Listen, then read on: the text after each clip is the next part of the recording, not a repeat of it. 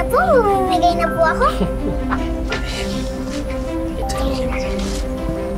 Anak. Kapres. Uy, yan.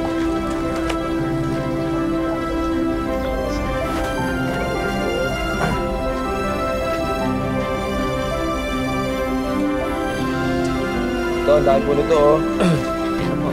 Yan. Yan, hingin mo. Vitamins. Po, mabigay sa lang sa meron. Hindi mo. Welcome po. Walang ano po ba? Para po sa inyo. Yung vitamins. Thank you. Salamat po. Wala. Ito ate. Ito po, oh. Thank you.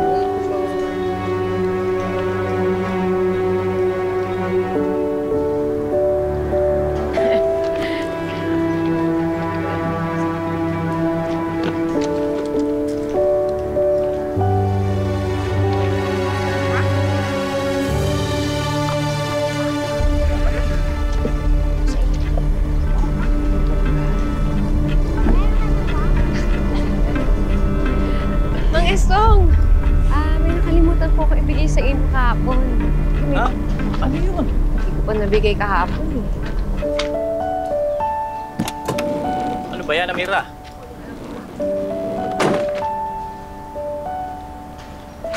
Patuloy po kasi yung pag-aaral namin sa Mutya. Nadiskubre ho namin na maganda ho sa sikmura tong pinakuloang tangkay. Ano? Mas maganda pa po epekto niyan kapag hinalo nyo sa tsaang gubat. Ano ba? Ako maraming salamat, Amira.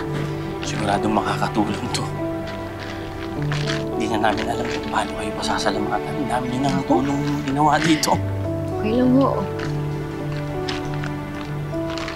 Yang si Seb, 3 beses na nagpupunta dito yan. Lagi pang kasama yung anak niya. Parang gusto niyang makabawi sa mga kasalanang nagawa ng pamilya niya sa mga dating taga-Oyente.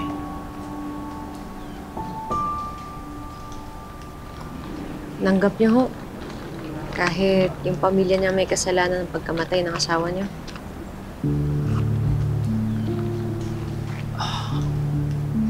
Napakahirap ng nararamdaman ko ngayon, Amira. Mabigat sa damdamin at galit. Pero mas pinili ko na lang magpatawad at magtiwala sa Diyos. At Diyos na lang bahalang humusga sa kanila.